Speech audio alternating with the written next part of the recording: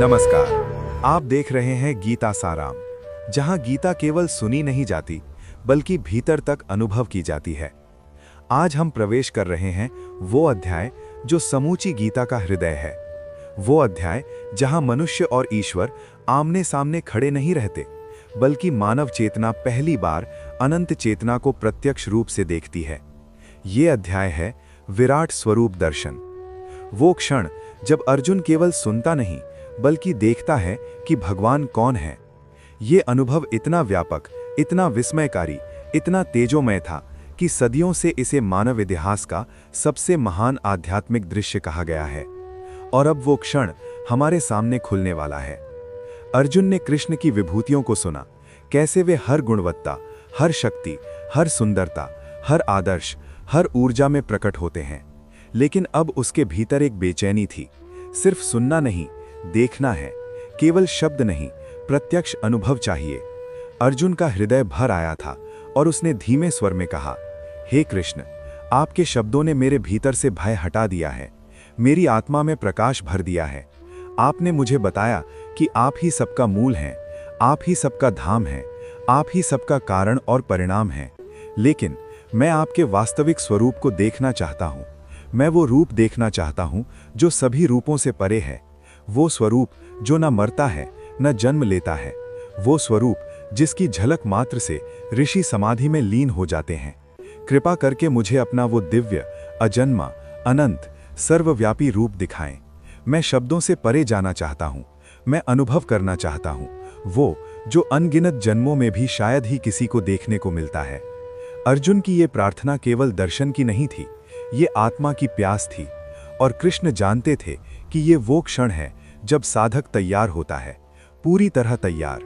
वे अर्जुन की ओर देखते हैं, मुस्कुराते हैं और अत्यंत शांत स्वर में कहते हैं, अर्जुन, तुमने वो मांगा है जिसे देखने की क्षमता देवताओं के पास भी नहीं होती।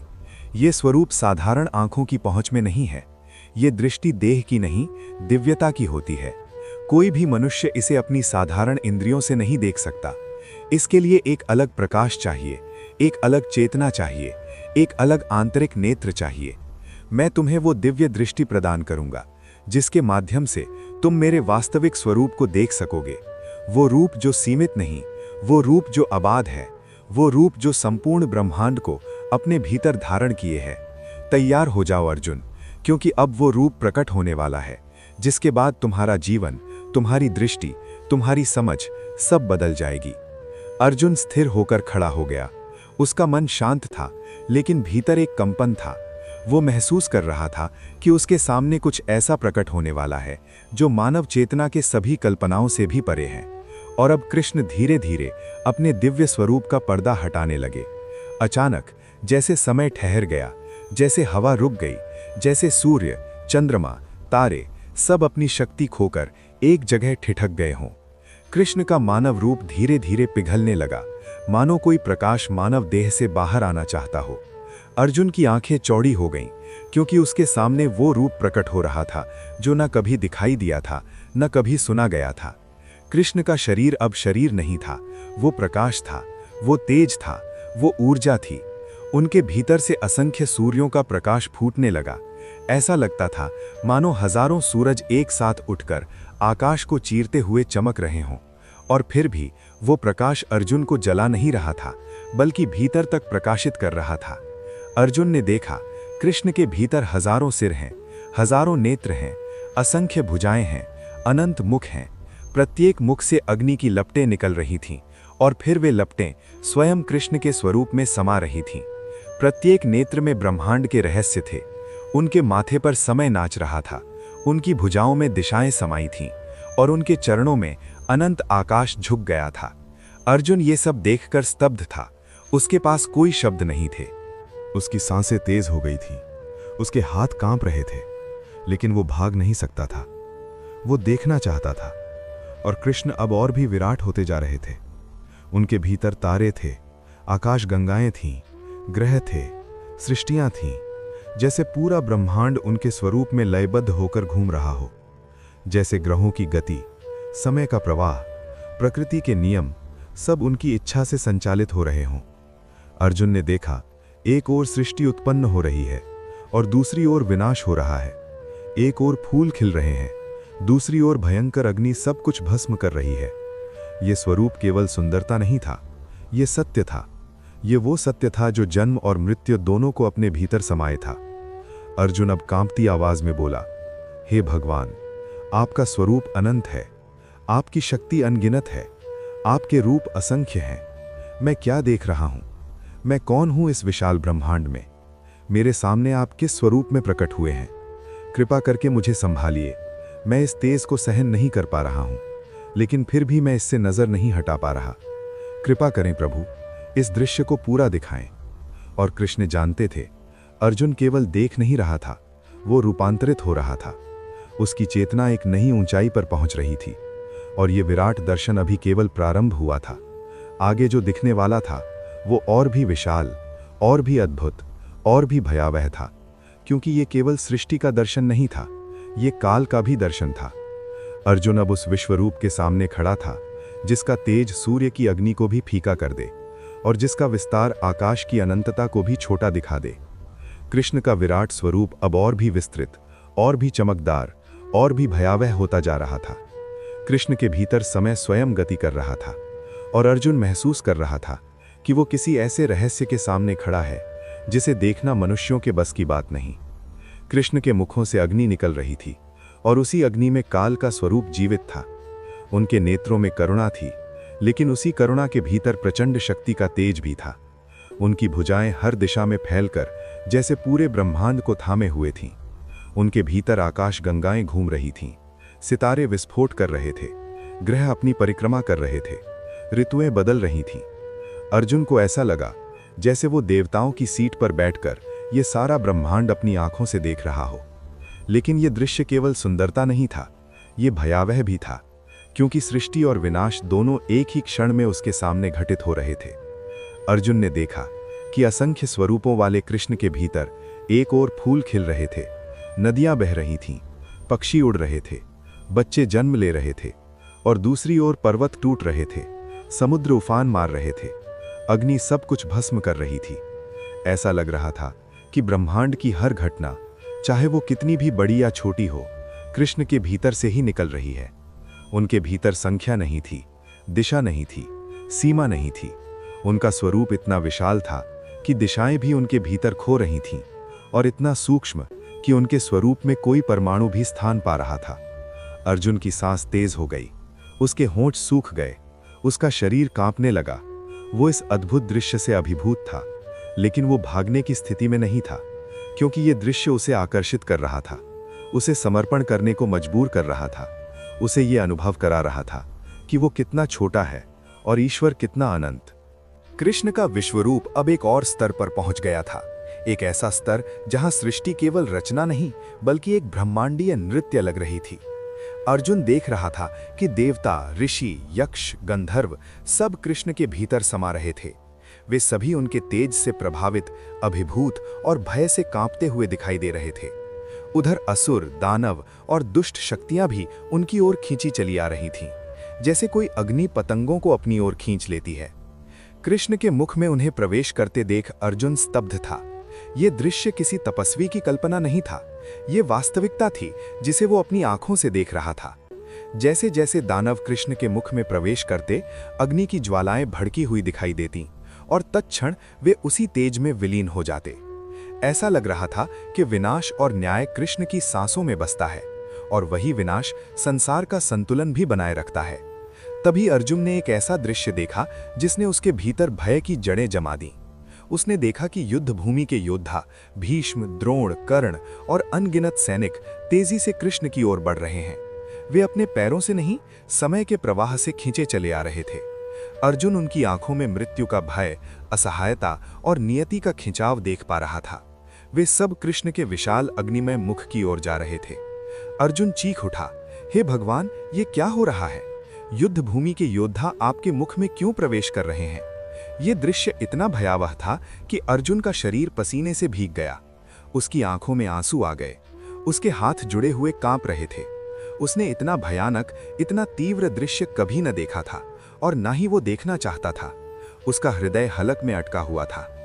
कृष्ण ने उस हृदय विदारक दृश्य को दिखाते हुए अर्जुन की चेतना को एक नए स्तर पर जगा दिया, एक ऐसा स्तर जहां वो समझ सके कि संसार में कुछ भी आकस्मिक नहीं होता। उन्होंने अर्जुन के भीतर ये सत्य बैठा दिया कि हर मृत्यु समय की लय का हिस्सा है। कोई भी जीव अपनी इच्छा से नहीं मरता, समय उसे बुलाता है और वो चला जाता है, चाहे वो कितना भी शक्तिशाली क्यों ना हो, कितना भी महान योद्धा क्यों ना हो। जब समय उसे पुकारता है, वो कृष्ण के मुख में प्रवेश कर जाता है। यही काल का नियम है।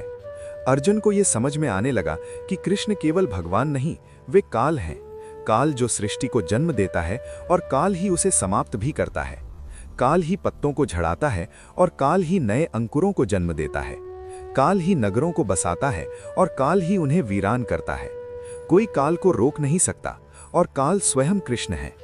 अर्जुन का शरीर कांप रहा था। उसने कंपित आवाज में कहा, हे कृष्ण, आपका ये रूप अत्यंत भयानक है। मैं इसे सहन नहीं कर पा रहा हूं। आपकी आंखों की चमक मुझे जला रही है। आपके मुखों का अगली तेज मुझे डरा रहा है। आपकी आवाज मेरे हृदय को हिला रही है। आप कौन हैं? इस विराट स्वरूप के पीछे कौन सा रहस्य छिपा है? कृपा करके मुझे बताइए, आपका ये तेजोमय रूप कौन है? क्या आप यम हैं? क्या आप अग्नि हैं? क्या आप स्वयं समय हैं? आप कौन हैं जो एक ही क्षण में सबको निगल रहे हैं और एक ही क्षण में सबको जन्म दे रहे हैं? कृष्ण के स्वरूप से एक गहरी, विशाल, ब्रह्मांडीय आवाज निकली। वो आवाज जो किसी मनुष्य की आवाज नहीं थी। वो आवाज शून्य की तरह गहरी, आकाश की तरह अनंत और अग्नि की तरह ज्वलंत थी। उस आवाज ने कहा, मैं ही काल हूं, संसार का विनाशक। जो योद्धा तुम देखते हो, वे पहले ही मेरे द्वारा मारे जा चुके हैं। तुम केवल साधन बनोगे। निर्णय मैं तय कर चुका हूं। ये युद्ध मेरी इच्छा से हो रहा है। ये विनाश मेरी लीला का हिस्सा है। अर्जुन, उठो और लड़ो, क्योंकि तुम केवल वो कर्म करोगे जिसे मैं पहले ही पूरा कर चुका हूं। ये सुनते ही अर्जुन के भीतर की हर शक्ति, हर नाड़ी, हर विचार कांपने लगा। उसके भीतर भय, विस्मय और भक्ति एक साथ उमड़ पड़े। उसने देखा कि कृष्ण का अग्निमय मुख केवल युद्ध भूमि के योद्धाओं को ही नहीं, बल्कि समय की समस्त शक्तियों को अपने भीतर समाता जा रहा है। ये दृश्य इतना तीव्र था कि अर्जुन जमीन पर बैठ गया, हाथ जोड़कर नतमस्तक हो गया। उसकी आवाज फट चुकी थी, आंखें आंसुओं से भरी हुई थीं।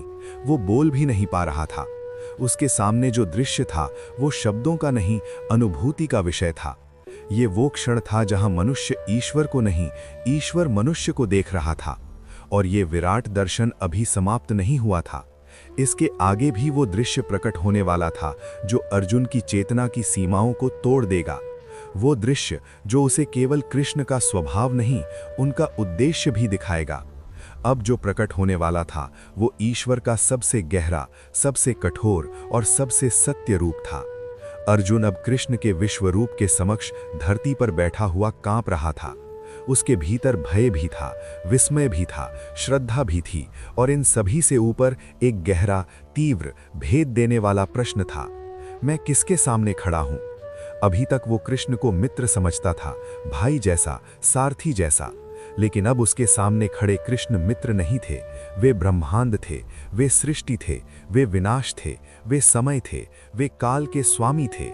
ये दृश्य किसी कल्पना का नहीं, प्रत्यक्ष वास्तविकता का था। अर्जुन की आंखें फटी हुई थीं और उसका हृदय उसकी छाती में जैसे थरथरा रहा था। कृष्ण का विश्वरूप धीरे धीरे और भी प्रचंड, और भी विस्मयकारी, और भी अवर्णनीय होता जा रहा था। देवता उनके स्वरूप को देखकर कांप रहे थे, ऋषि स्तुति गा रहे थे और दानव भय से चीत्कार कर रहे थे। उनके हजारों नेत्र चमक रहे थे, हर नेत्र में सूर्य की ज्वाला थी। उनके हर मुख से अग्नि की लपटें निकल रही थीं। उनकी सांसों से आंधियां उठ रही थीं। उनकी भुजाएं समय की तरह अनगिनत दिशाओं में फैल चुकी थीं, मानो ब्रह्मांड को संभाल रही हों। अर्जुन ने देखा कि युद्ध भूमि के योद्धा जो अभी तक उसके सामने जीवित खड़े थे, भीष्म, द्रोण, कर्ण, शकुनी, जयद्रथ और अनगिनत असंख्य सैनिक, वे सभी कृष्ण के तेजस्वी मुख में प्रवेश कर रहे थे। वे अपनी इच्छा से नहीं जा रहे थे, समय उन्हें ले जा रहा था। ऐसा लगता था जैसे कोई अदृश्य शक्ति उन्हें पकड़कर कृष्ण की ओर खींच रही है और वे चीखते हुए, तड़पते हुए, लेकिन असहाय होकर उस अग्निमय मुख में समा रहे थे। कृष्ण के भीतर का अग्निवाद्य गर्जना कर रहा था और अर्जुन हर क्षण समझ रहा था कि संसार में मृत्यु एक घटना नहीं, एक दिव्य प्रक्रिया है, एक प्रक्रिया जो कृष्ण की चेतना में समाई हुई है। अर्जुन की सांस तेज हो गई, उसका गला सूख गया। उसने कांपती आवाज में कहा, हे भगवान, आपका ये रूप अत्यंत भयावह है। आपकी ज्वाला मुझे भस्म कर रही है, आपकी आवाज मेरे हृदय को विदीर्ण कर रही है। आपकी आंखें ब्रह्मांड की अग्नि जैसी हैं। मैं इसे देख नहीं पा रहा, लेकिन फिर भी मैं इसे देखे बिना रह भी नहीं सकता। कृपा करके बताइए, आप कौन हैं? आपका ये स्वरूप क्या है? आप क्या करना चाहते हैं? तभी कृष्ण के विराट स्वरूप से एक गर्जना सी आवाज निकली, गहरी, भारी, ब्रह्मांड गुंजित, जैसे आकाश का हृदय बोल उठा हो। अर्जुन, मैं काल हूं, संसार का संहारक। जो योद्धा तुम सामने देख रहे हो, वे पहले ही मेरे द्वारा मारे जा चुके हैं। तुम केवल माध्यम हो, मैं ये सब पहले ही कर चुका हूं। तुम उठो, लड़ो और उस धर्म की रक्षा करो जिसे मैंने स्वयं रचा है। इस एक वाक्य ने अर्जुन की चेतना को झकझोर दिया। वो समझ गया कि उसका भ्रम, उसका मोह, उसका भय सब व्यर्थ था। वो समझ गया कि ये युद्ध उसके व्यक्तिगत रिश्तों, व्यक्तिगत दुखों, व्यक्तिगत भावनाओं का युद्ध नहीं था। ये युद्ध धर्म की रक्षा का युद्ध था और कृष्ण स्वयं इसका संचालन कर रहे थे। जो योद्धा उसके सामने खड़े थे, उनकी मृत्यु पहले ही तय थी। वो उन्हें मारने वाला नहीं, काल स्वयं उन्हें अपने मुख में खींच रहा था। अर्जुन के भीतर एक गहरी सिहरन दौड़ गई। ये वो क्षण था जब मनुष्य अपने छोटे छोटे निर्णयों से ऊपर उठकर ईश्वर की योजना को देखता है। वो योजना जिसे समझना मनुष्य के बस में नहीं, लेकिन जिसका पालन करना उसका कर्तव्य है। अब अर्जुन ने देखा कि कृष्ण के हजारों मुख एक साथ बोल रहे हैं, कुछ आशीर्वाद देते हुए, कुछ शाप देते हुए, कुछ शांत, कुछ क्रोधित। ये ब्रह्मांड का वो रूप था जिसे ऋषि भी शब्दों में नहीं बांध पाए। कृष्ण के स्वरूप के भीतर अर्जुन ने देखा कि देवताओं की स्तुति हो रही है। ब्रह्मा कमल पर बैठे दिख रहे हैं, शिव तप में लीन दिखाई दे रहे हैं, विष्णु का स्वरूप हजारों गुना बढ़ा हुआ उनकी छाती में चमक रहा है, वेद उनके श्वासों से निकल रहे हैं, ओम उनके हृदय की धड़कन में गूंज रहा है, ऋषि मुनि फोल्डेड हैंड्स में स्तुति कर रहे हैं। हे अनंत रूप वाले प्रभु, आप सब के आधार हैं, आप सब कुछ धारण करते हैं, आप ही सृष्टि हैं, आप ही विनाश हैं, आपका कोई एटसेट्रा आदि नहीं, आप ही परम पुरुष हैं, परम सत्य हैं। अर्जुन का शरीर कांप रहा था, उसकी आवाज टूट रही थी। उसने सिर झुका लिया, दोनों हाथ जोड़ लिए और भाव विभोर होकर कहने लगा, हे प्रभु, आज से पहले मैं आपको केवल मनुष्य समझता था। मैंने आपको मित्र कहा, भाई कहा, सारथी कहा। मैंने आपसे मजाक किए, आपके साथ बैठा, आपके साथ चला। हे कृष्ण, मेरी ये अज्ञानता क्षमा करें। मैं नहीं जानता था कि मेरे सामने कौन खड़ा है। मैं आपको प्रणाम करता हूँ, बार बार प्रणाम करता हूँ, समस्त दिशाओं से प्रणाम करता हूँ, क्योंकि आपकी कोई दिशा नहीं, आप अनंत हैं। अर्जुन रो रहा था, उसके आंसू भय के नहीं, भक्ति के थे। ये वो क्षण था जहां मनुष्य ईश्वर को नहीं, ईश्वर मनुष्य को प्रकट होते हैं। वो ईश्वर जो समय है, वो ईश्वर जो काल है, वो ईश्वर जो प्रकृति है, वो ईश्वर जो तत्व है, वो ईश्वर जो शुरुआत है और जो अंत भी है। कृष्ण का स्वरूप अब और भी तेजस्वी हो गया। अर्जुन ने देखा कि कृष्ण के भीतर नदियां भी बह रही हैं, पर्वत भी कांप रहे हैं, आकाश भी झुक रहा है। सारा ब्रह्मांड उनकी चेतना में बंधा हुआ था। अर्जुन को ऐसा लगा जैसे वो अपने आप को पूरी तरह खो चुका है और साथ ही पहली बार स्वयं को पा भी चुका है। वो छोटा था, कृष्ण अनंत। वो नश्वर था, कृष्ण शाश्वत। वो एक योद्धा था, कृष्ण काल का स्वामी। वो देह था, कृष्ण ब्रह्मांड। अर्जुन का मन अब भय से नहीं, भक्ति से कांप रहा था। उसने निवेदन किया, हे प्रभु, आपका ये स्वरूप अत्यंत अद्भुत है, पर भयावह भी है। मेरी शक्ति इस तेज को धारण नहीं कर सकती। कृपा करके अपनी कृपा दृष्टि मुझ पर करें। मैं आपके उस सौम्य, मृदुल, प्रिय, मोहक रूप का दर्शन चाहता हूं, जिससे मेरा हृदय स्थिर हो जाए। अर्जुन की ये प्रार्थना साधारण नहीं थी, ये मानवता का स्वभाव था। मनुष्य अनंत को देख तो सकता है, लेकिन उसके साथ रह नहीं सकता। वो ईश्वर के विराट स्वरूप को समझ सकता है, पर उससे डर जाता है। इसलिए वो ईश्वर को प्रेम के रूप में देखना चाहता है, न कि अग्नि के रूप में। कृष्ण अर्जुन की प्रार्थना को पूरे ब्रह्मांड की आवाज की तरह सुनते हैं, क्योंकि हर जीव ईश्वर को अपने लिए सहज, स्नेहपूर्ण और करुणा से भरा हुआ पाना चाहता है। और फिर कृष्ण का विश्वरूप धीरे धीरे शांत होने लगा, जैसे आंधी थम रही हो, जैसे आकाश बादलों को समेट रहा हो, जैसे समुद्र अपनी लहरों को मंद कर रहा हो। उनके हजारों मुख धीरे धीरे अदृश्य होने लगे। अग्नि की ज्वालाएं मंद होने लगी। आकाश गंगाएं जो उनके भीतर घूम रही थीं, वे लुप्त होने लगी। उनके चारों ओर घूमता हुआ विशाल ब्रह्मांड जैसे रूपांतरित होकर वापस एक मानव आकार में ढलने लगा।